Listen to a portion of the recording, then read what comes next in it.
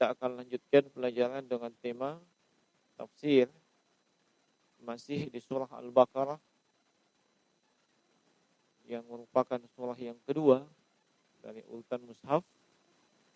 Dan sebelum lanjut, memang ada masalah dengan sound systemnya, ada masalah.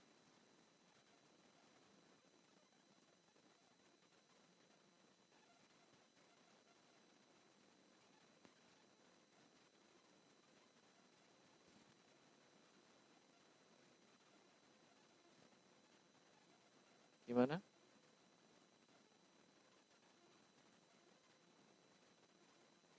Ini suaranya kedengaran enggak?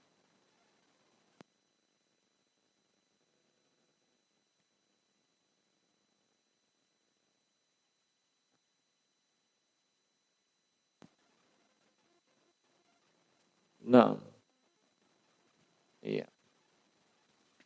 Di ayat yang ke-100. Iya. Nah, dan perlu saya ingatkan bagaimana pendahulu kita yang soleh dari kalangan as-sahabah, at-tabi'in, mereka ini ketika mempelajari Al-Quran 10 ayat 10 ayat dan tidak akan menambah dari 10 ayat kecuali mereka sudah mengamalkan 10 ayat tersebut. Mereka hafal, amalkan, baru tambah lagi 10 ayat. Itu dahulu. Nah, jadi ini pendahulu kita yang soleh menunjukkan betapa seriusnya mereka mempelajari dan mengamalkan Al-Quran. Bukan hanya sekedar kita hafal, tahu, tetapi tidak ada langkah atau usaha untuk mengamalkannya. Nah, kita sudah sampai di ayat yang ke-100. Mudah-mudahan 99 ayat sebelumnya sudah kita berusaha untuk mengamalkannya. Sebab ilmunya sudah sampai ke kita. Ya, ilmunya sudah sampai ke kita. Nah, kita sudah mengetahuinya. Kita dituntut mengamalkan apa-apa yang sudah kita ilmui. Apa-apa yang sudah kita ketahui. Di ayat yang ke-100, Allah Subhanahu wa taala berfirman, "Aw kullama"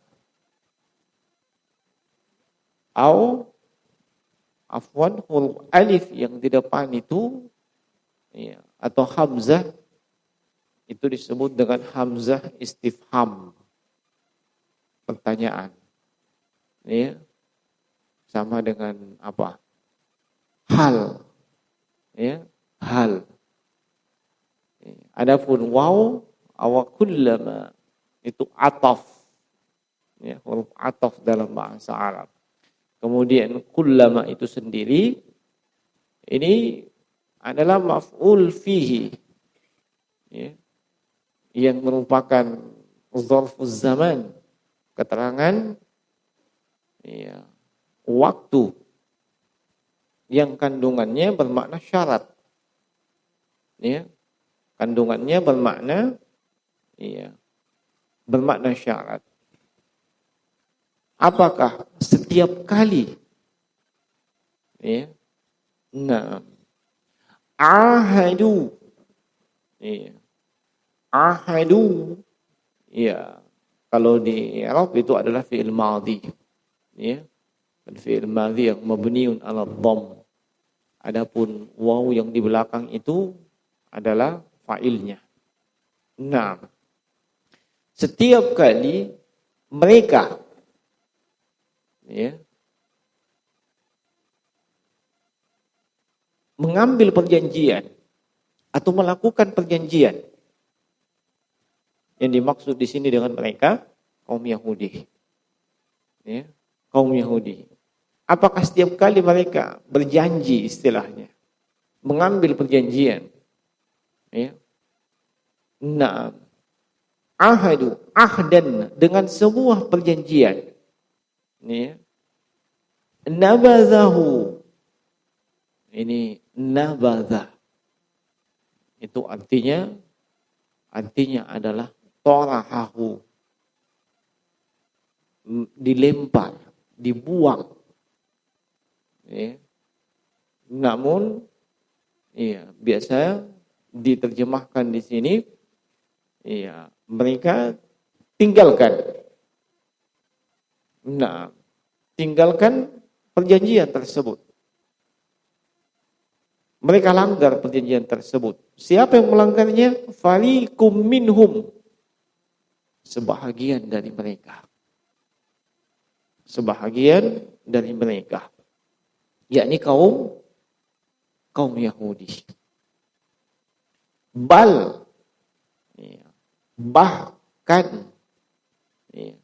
Bahkan aktsaruhum, kebanyakan dari mereka, dari kaum Yahudi, la yu'minun, tidak beriman. Nah, di ayat yang ke-100 ini kembali Allah Subhanahu wa taala menyebutkan, menerangkan betapa buruk, betapa jelek akhlak Bani Israel. Apa itu?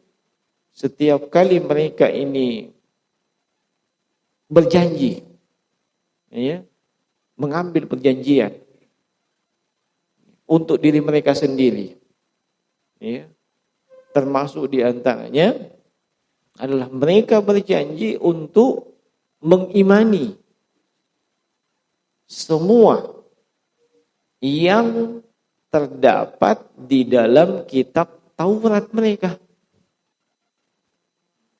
Semua yang terdapat dalam kitab Taurat mereka, mereka janji untuk beriman, percaya, dan mengamalkannya. Nah, termasuk di antara apa yang terdapat dalam kitab Taurat mereka, diberitakan akan ada namanya Nabi terakhir. Ada nubuah terakhir. Yang itu adalah kenabian Muhammad bin Abdullah sallallahu alaihi wasallam. Itu ditunjukkan dalam Taurat. Konsekuensi sebagai seorang Yahudi, kalau Anda betul-betul Yahudi, Anda punya kitab Taurat. Anda sudah berjanji untuk berpegang teguh dengan Taurat, dengan isi dan konsekuensinya.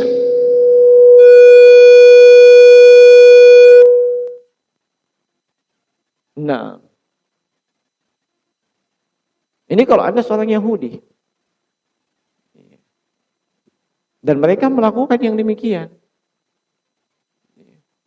Nah, mengimani kitab Taurat, kitab yang datang dari Nabi siapa? Nabi Musa alaihi salatu wassalam. Datang dari Allah. Mereka berjanji untuk mengimani isinya, mereka berjanji untuk mengamalkan konsekuensinya. Tetapi yang jadi masalah di antara isi di kitab Taurat itu adalah pemberitaan tentang adanya Nabi terakhir. Ya. Pemberitaan akan adanya Nabi yang terakhir. Begitu mereka tahu hal tersebut, maka apa yang terjadi? Nabadahu, tarahahu. Mereka lempar, mereka buang perjanjian tersebut. Padahal sudah berjanji ini. Ya. Berjanji siap berpegang teguh dan mengamalkan kitab Taurat. Tetapi begitu tahu bahwa dalam kitab Taurat itu ada namanya Nabi Muhammad disebutkan, tolahahu nabadahu. Dia langgar itu janjinya. Siapa yang melanggar? Apakah semua kaum Yahudi?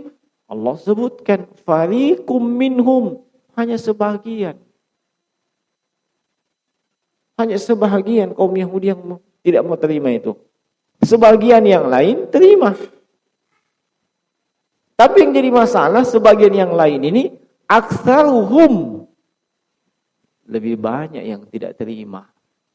Lebih banyak yang tidak beriman. Nah, ini burukan, kejelekan kaum Yahudi. Nah, sekaligus bantahan terhadap siapapun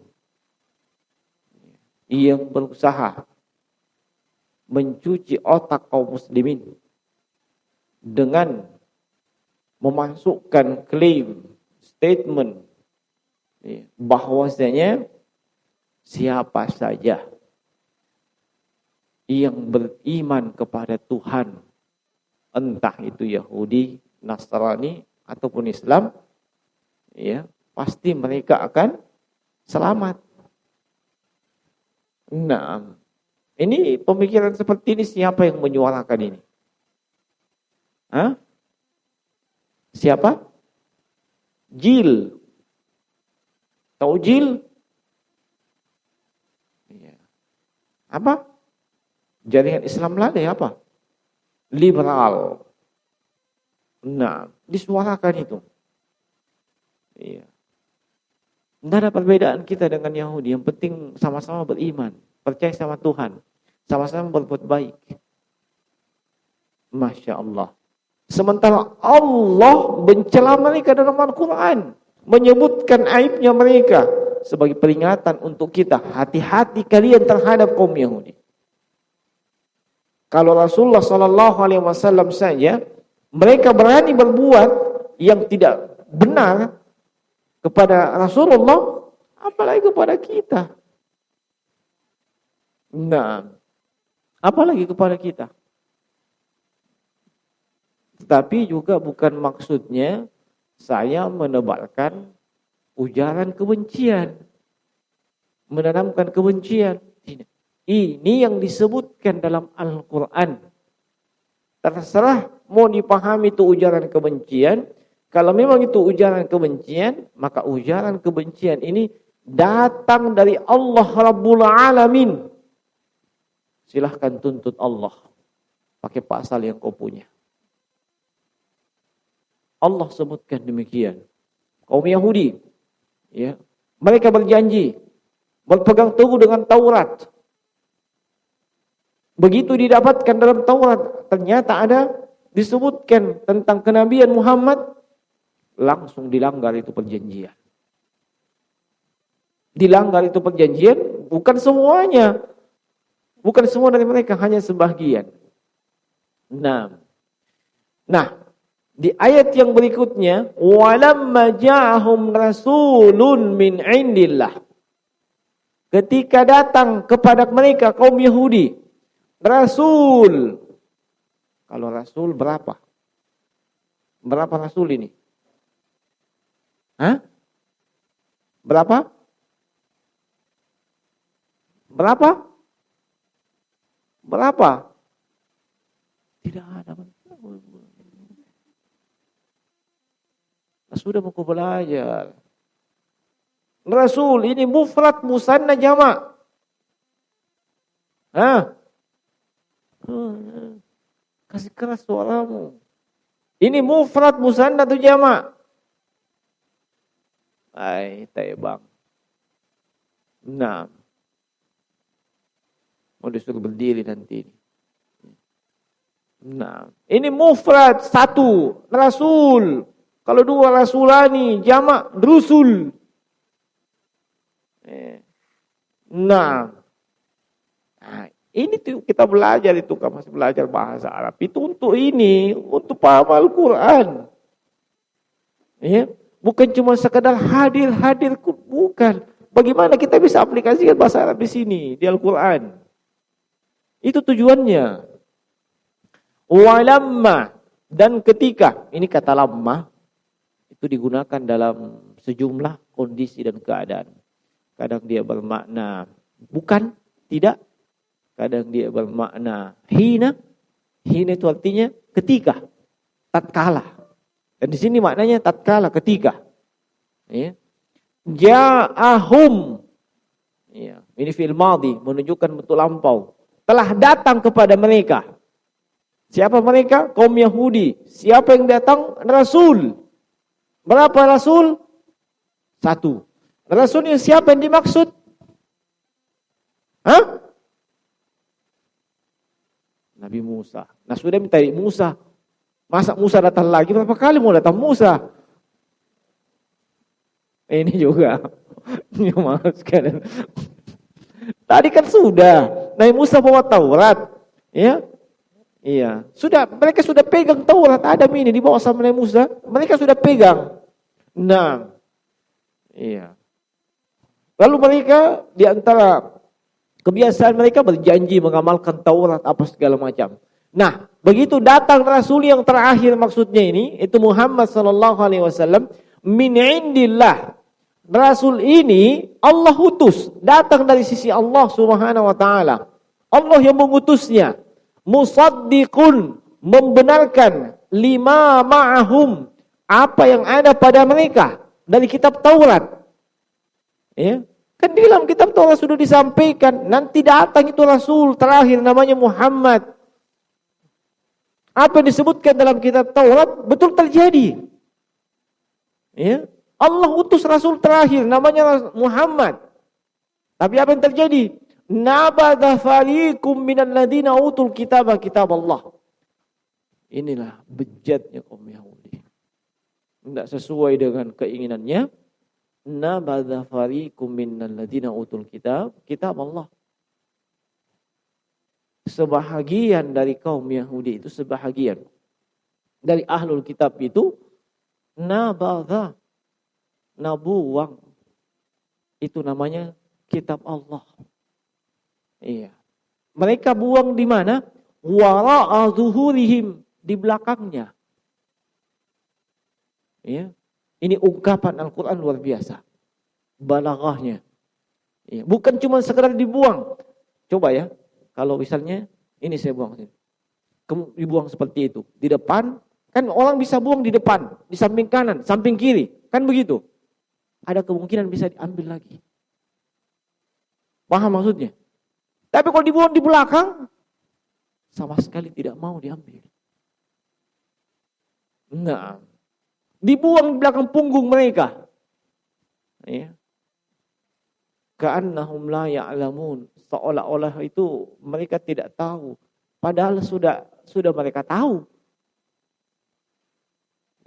Nah, ini sekali lagi menyebutkan bagaimana ya, jelek dan buruknya akhlak kaum Yahudi. Nah, mereka sendiri yang berjanji iya, mau berpegang teguh dengan Taurat, mengamalkan Taurat. Iya. Tapi begitu isi Taurat tidak sesuai dengan hawa nafsu mereka, buang. Begitu datang betul apa yang disebutkan dalam Taurat, ja'ahum rasulun min indillah, datang Muhammad seperti yang diberitakan dalam Taurat, sudah. Bukan cuma melanggar janji mereka.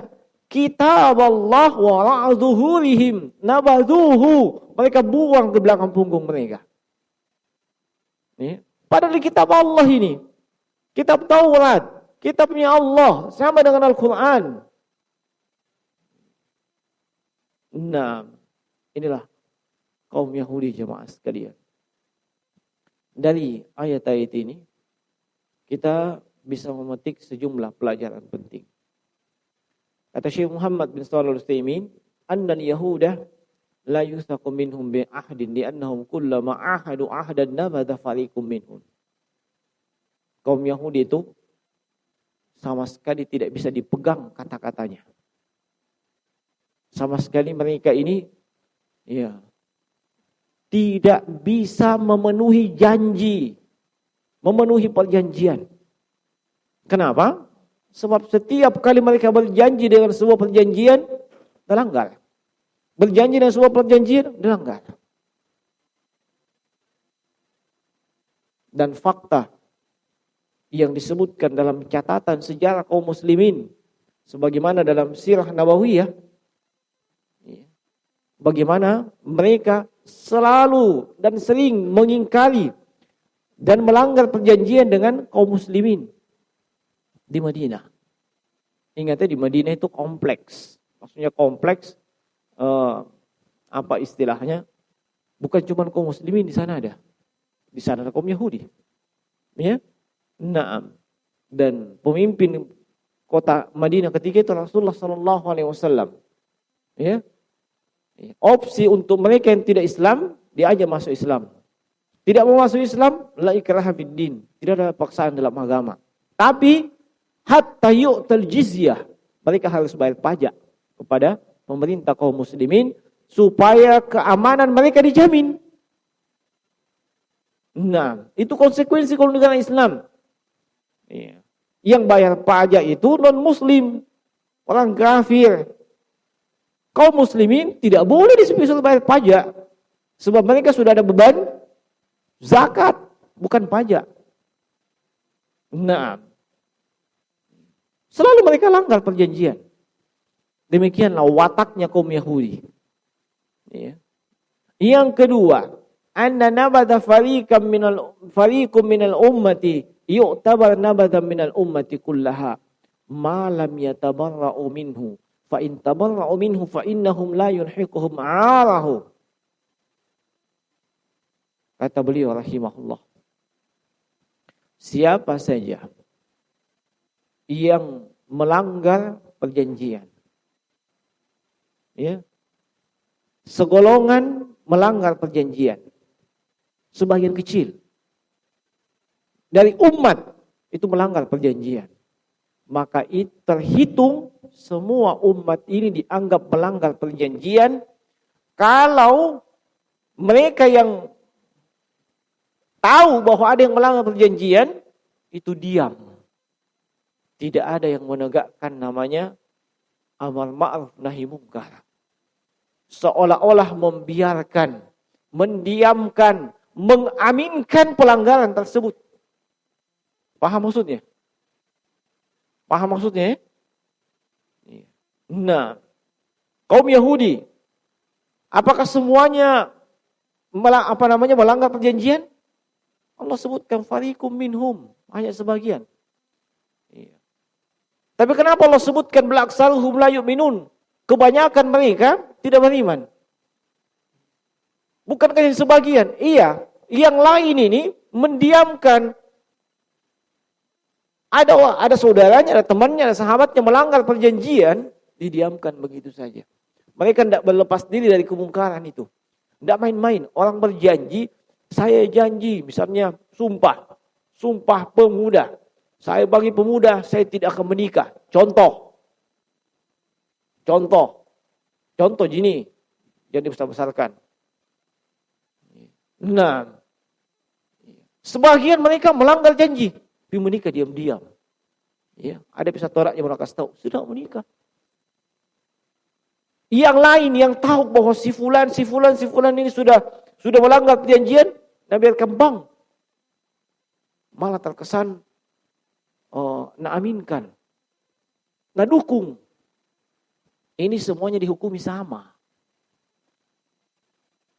Paham maksudnya kan? Iya. Antum saya kasih yang lain. Antum lihat sebuah kemungkaran. Apa yang biasa kemungkaran saat ini yang banyak? Hah?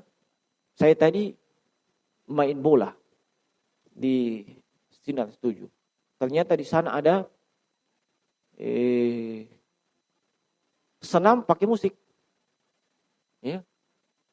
Yang ikut senam semuanya pakai jilbab. Jago. Ya. Musiknya baru pokoknya. Ya, enggak tahu jenis apa namanya, jelas goyangnya bikin pusing kepala. Ya. Nah, itu kemungkaran apa bukan? kemungkaran. Ya. Bagaimana muslim melihat kemungkaran?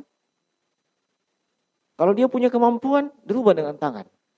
Tidak punya, dengan lisan. Oi, sama neku. Itu adalah haram. Dia tahu ilmunya. Tidak mampu. Kenapa dia tidak mampu? Dia bukan penguasa. Tidak punya kekuasaan. Ilmunya juga.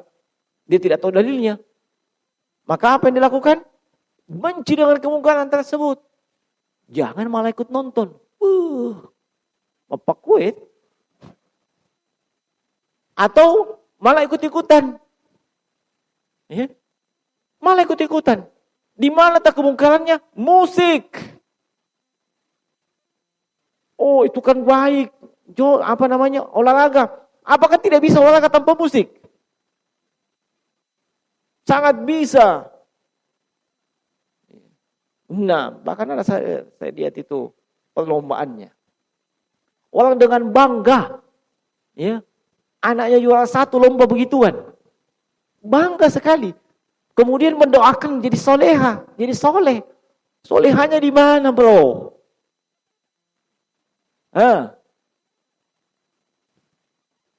Kapan orang tersebut mendiamkan itu seolah-olah mengaminkan? Semuanya dianggap sama. Sama dengan kaum Yahudi. Sebagian mereka melanggar perjanjian.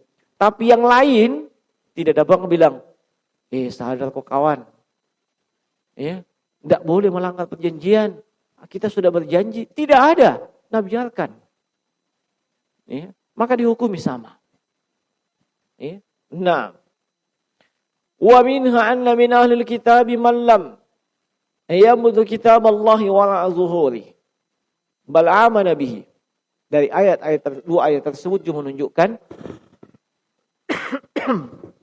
walaupun kebanyakan dari kaum Yahudi dari Bani Israel tersebut mereka melanggar perjanjian, menolak apa yang terdapat dalam kitab Taurat, tapi ada sebagian kecil dari mereka yang tidak melanggar perjanjian.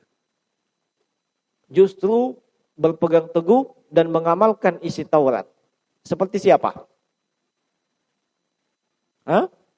Seperti Abdullah bin Salam.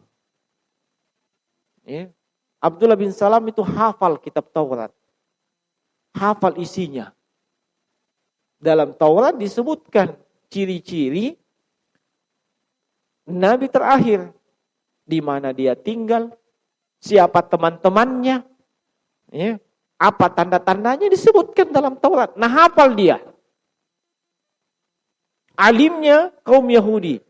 Maka sebelum Nabi Muhammad itu menjadi nabi, beliau sudah ada di kota Yasrib, kota Madinah, menunggu kedatangannya. Ya, sebab beliau kan tinggal di wilayah yang banyak pohon kurmanya. Yasrib. Kita tunggu-tunggu. Begitu Nabi hijrah ke kota Yasrib, sudah langsung datangi. Sebab sesuai dengan kitab Taurat. Diceritakan demikian dalam kitab Taurat. Ya. Orang yang betul-betul konsekuen, ya, komitmen dengan kitab Taurat, dia akan lihat fakta tersebut ada. Sesuai dengan kitab Taurat. Abdullah bin Salam ini tidak main-main, pendeta Yahudi. Hafal kitab Taurat. Iya, makanya didatangi. Ditanyalah Rasulullah dengan 3 pertanyaan. Yang 3 pertanyaan ini, itu hanya Nabi yang tahu. Nabi asli. Kalau bukan Nabi, tidak tahu. Nah tahu je, tapi ya lambat-lambat Nabi bilang, sok tak. Ya. Kalau Nabi asli, tahu yang 3 pertanyaan. Jawabannya maksudnya. Ya. Itu disebutkan dalam Taurat. Dan ternyata ditanya 3 pertanyaan, Nabi jawab dengan benar. Konsekuensinya apa? Anda beriman dengan Taurat, fakta dalam Taurat benar, datang Nabi terakhir, Anda wajib beriman kepada Nabi terakhir. Itu konsekuensi. Ya? Nah, paham maksudnya? Sebagai pendekatan. Ada yang mungkin dari kafir. Ya? Masuk Islam. 2 kalimat syahadat nak baca. Iya. Nah, sudah masuk Islam, mandi, Kalau perlu disunat, sunat. Apakah cuma seperti itu? Tidak. Konsekuensinya, amalkan 2 kalimat syahadat.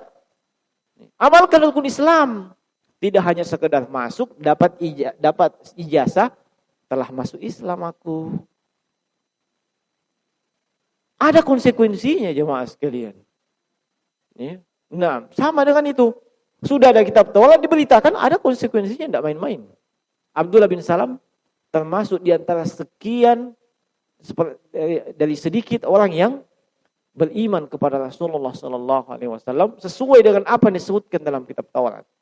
Dari golongan Nasrani, ya Bani Israel dari golongan Nasrani ada juga, yaitu Raja Najasyi. Ya, Raja Najasyi. Ya. Beliau Nasrani, raja dari kalangan Nasrani. Beliau beriman sesuai dengan apa yang terdapat dalam kitab Injil. Kitab-kitab sebelumnya, Taurat, Injil itu dengan rentang menyebutkan, ya, menceritakan dengan jelas apa dan bagaimana Nabi yang terakhir, apa yang diajarkan, di mana dia tinggal, siapa teman-temannya dan seterusnya. Iya, orang yang hafal kedua kitab tersebut pasti tahu. Nah, makanya Raja Najasyi beriman kepada Rasulullah. Ketika beliau wafat, ya, beliau wafat di negerinya. Di negerinya ada Muslim tidak? Ada Muslim tidak? Tidak ada. Makanya Nabi melakukan sholat gaib untuk Najasyi. Kenapa? Beliau Muslim yang wafat di negeri kafir. Tidak ada yang mensolatinya. Makanya beliau menegakkan sholatul gaib. Paham maksudnya? Paham ya? Iya. Antum sendiri yang kaitkan nanti dengan apa yang bisa dikaitkan. Pokoknya asal bisa tak kait begini kait. Ya. Nah. Adapun kaum muslimin yang hidup di tengah kaum muslimin, banyak yang sholati, ngapain sholat gaib? Toh disolati. Antum tinggal doakan. Doakan. Allahumma ghafir lahu warhamhu wa'fu anhu. Jangan mau kesembaran kirim-kirim. Nah, doakan. Kenapa demikian? Seandainya sholat gaib itu setiap kali ada yang penting-penting wafat, lah sholat gaib. Nabi ketika Hamzah bin Abdul Muttalib wafat tidak sholat gaib. Ya. Ketika dalam peperangan, peperangan itu 2 sebenarnya. Ya. Ada yang disertai, ada yang Nabi ikut, ada yang Nabi tidak ikut. Ketika Nabi tidak ikut, ya, ternyata sahabat Fulan bin Fulan wafat di sana. Nabi di Madinah. Apakah Nabi sholat gaib? Tidaklah. Di sana sudah disolati. Ente mau sholat gaib di sini kenapa? Nah, ini yang benar. Sebab banyak tanya sama saya. Ya, banyak tanya sama saya. Begini. Berapa grup itu? Ya. Nah, maka yang benar, kalau dia disolati oleh kaum muslimin, Anda tidak perlu salat gaib. Kecuali kalau Anda ketinggalan. Ya. Naam. Pikuk kencing lama sekali kencing, orang sudah selesai sholat, diangkat jenazahnya, gimana Mi? Sholat gaib bawa sendirian. Nah, yang penting sudah disolati. Ya. Nah, jadi tidak asal-asal sholat gaib dan seterusnya. Masya Allah. Belajar dengan baik jemaah sekalian. Yang berikutnya, Anda man nabathal ahda min hadhil ummah faqad irtaqaba mahdhurain. Ingat, pelajaran penting dari 2 ayat tersebut. Siapa saja yang melanggar perjanjian dari umat ini, sebagaimana yang dilakukan oleh kaum Yahudi, melanggar perjanjian. Siapa saja dari umat ini melanggar perjanjian, telah terjatuh ke dalam 2 jenis pelanggaran. Dan pelanggaran itu maksudnya dosa. Pelanggaran yang pertama, ahaduhuma an-nifaq, munafik. Paham maksudnya munafik? Munafik amali. Apa itu? Seperti disebutkan dalam haditsnya Abu Hurairah. Ayatul munafiqi salas, idza haddasa kadzaba, wa idza tumina khana, wa idza wa'ada akhlafa. Ketika dia bicara, bohong. Ya. Setiap bicara bohong. Sama Ji, setiap mau posting bohong isinya. Ya, hati-hati. Yang ini kawan-kawan kita setiap mau posting bohong semua. Ya, tidak ada benarnya. Nah, sama Ji, setiap bicara dia bohong. Tanda-tanda munafik. Dia berjanji, ingkari. Sama kaum Yahudi. Nah, ini pelanggaran pertama. Terjatuh ke dalam hal munafik. Yang kedua adalah musyabahatul Yahud. Siapa saja dari kalangan umat ini yang sudah berjanji, selain dia terjatuh ke dalam dosa munafik, dia juga telah menyerupai kaum Yahudi. Menyerupai kaum Yahudi, menyerupai non-Muslim, menyerupai orang kafir. Nah, sementara Nabi itu mewanti-wanti dengan tegas untuk tidak tasyabbuh, latah menyerupai mereka. Hampir semua lini Nabi peringatkan. Bukan cuma masalah ibadah. Jangan kalian latah dengan non-Muslim. Jangan. Bukan cuma masalah ibadah. Kalau masalah ibadah kita tahu. Ya. Puasa saja Nabi suruh kita makan sahur. Sebab kaum Yahudi tidak makan sahur. Nah, itu masalah ibadah. Yang bukan ibadah juga Nabi wanti-wanti. Apa contohnya? Khaliful Yahud, khaliful musyrikin, khaliful majus. Berbedalah kalian dengan kaum Yahudi, berbedalah kalian dengan kaum majusi, berbeda dengan kaum musyrikin. Apa? A'ful liha wa qasus syarib. Biarkan jenggotmu tumbuh bagi yang memang bisa ditumbuh jenggotnya. Dan cukur kumismu. Ini masalah ibadah atau duniawi?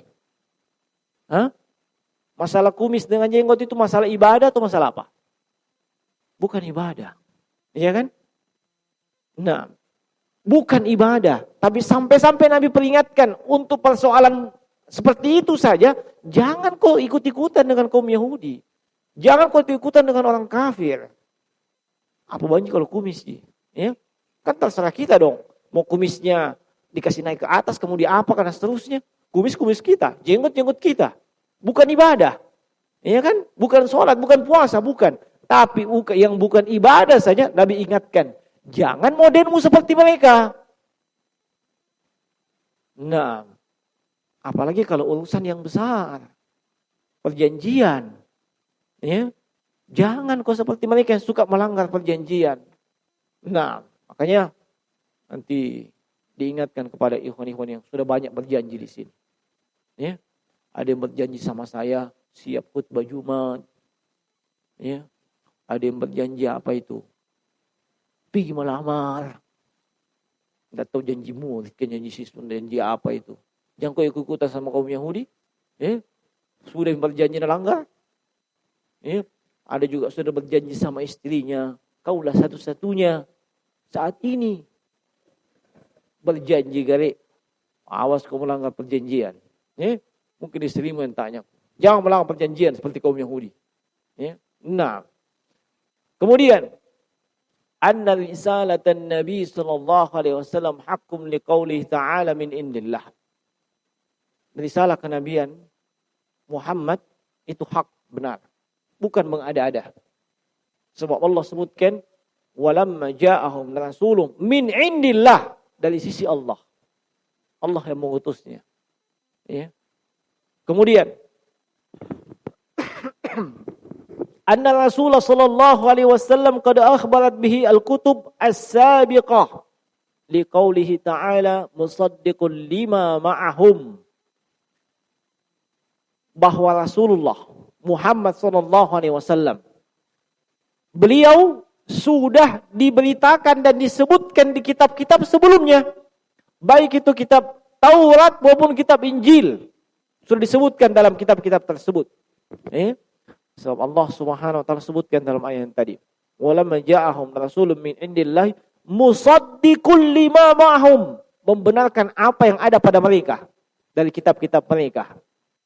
Nah, jadi kalau betul-betul itu adalah kitab yang original dari perjanjian lama alias kitab Taurat maupun perjanjian baru, dari kitabul Injil, tidak ada yang dimodifikasi, tidak ada dirubah, pasti ada nama Muhammad disebut di situ.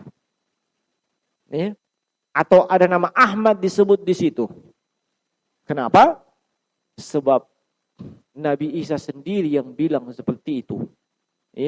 Yesus Kristus sendiri yang bilang seperti itu. Ada disebutkan dalam Al-Quran. Wa idh qala Isa bin Maryam, inni ya bani Israel, inni Rasulullah ilaikum musaddiqul lima baina yadayhi minat tawrati wa mubashiran bi rasulin ya'ti min ba'di ismuhu Ahmad. Nabi Isa sendiri yang sebutkan itu. Saya sekaligus membawa berita gembira bahwa akan ada nanti Nabi namanya Ahmad. Nabi Isa sendiri yang ngomong seperti itu. Ada disebutkan dalam Al-Quran. Nah, kalau disebutkan dalam Al-Quran, 100% kita mesti yakin Al-Quran tidak bisa dirubah.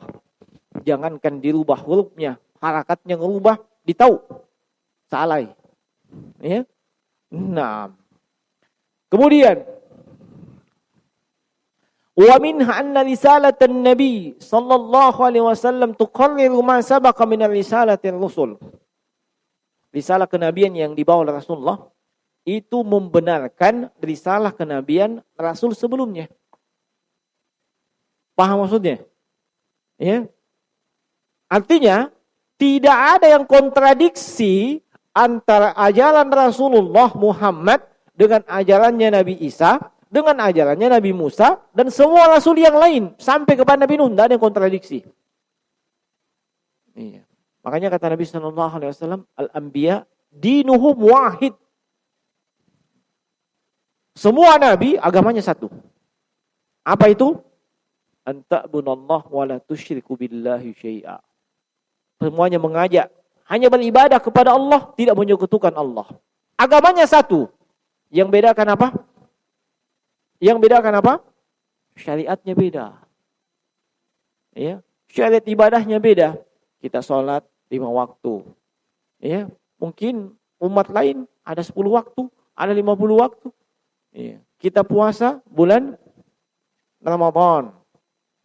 Apakah umat sebelumnya juga puasa? Puasa, syariatnya beda. Kita puasa dari makan, minum, dan berhubungan suami istri. Kalau syariatnya Maryam, beliau puasa dengan tidak bicara. Itu syariatnya mereka. Yang bedakan syariat, tapi ajarannya sama. Semuanya mengajak ibadah kepada Allah Subhanahu wa taala dan tidak menyekutukannya. Jadi tidak ada kontradiksi itu. Antara ajaran Nabi Isa dengan ajaran Nabi Musa dan ajaran Rasulullah sallallahu alaihi wasallam.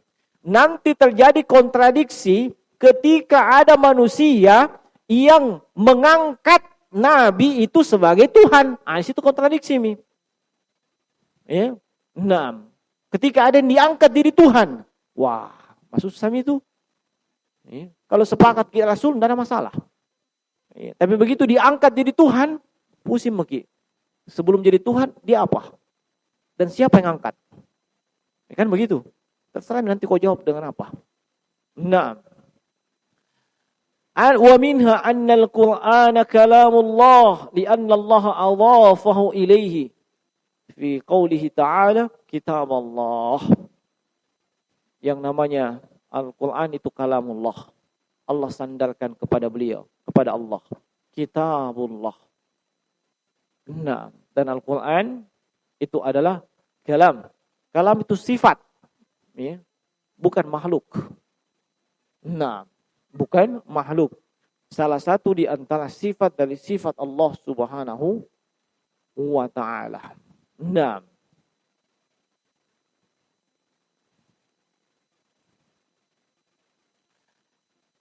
Wa minha, di antaranya syiddatu karahiyatil yahudi lil Qur'an wastihanatihim bihi haitsu nabaduhu ala zuhurihim.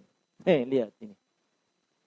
Betapa besar kebencian kaum Yahudi terhadap Al-Quran. dan bagaimana mereka menghinakan Al-Quran. Iya. Nabadhuhu wara'a zuhurihim. Mereka buang di belakang punggung mereka. Kebencian kaum Yahudi terhadap Al-Quran dan penghinaan mereka terhadap Al-Quran. Nah, sebab mengganti kitab Taurat mereka. Baru tidak main-main, dalam kitab Taurat juga disebutkan akan ada juga namanya Al-Quran. Jadi kalau tidak dikasih begitu, ya mereka betul-betul merasa rugi. Nah, kaum Yahudi sangat benci dengan Al-Quran. Dan mereka juga sangat benci dengan yang membawa Al-Quran. Dan mereka juga sangat benci dengan siapapun yang mengamalkan Al-Quran. Maka waspadalah jemaah sekalian, ya, terhadap kejelekan daripada kaum Yahudi. Ini beberapa pelajaran yang bisa kita sebutkan dari dua ayat 100 sampai 101 di kesempatan ini. Yang benar hanya datang dari sisi Allah, yang salah dari sisi kami. Saya tutup subhanaka wa bihamdika, asyhadu an la ilaha illa anta astaghfiruka wa atubu ilaik. Assalamualaikum warahmatullahi wabarakatuh.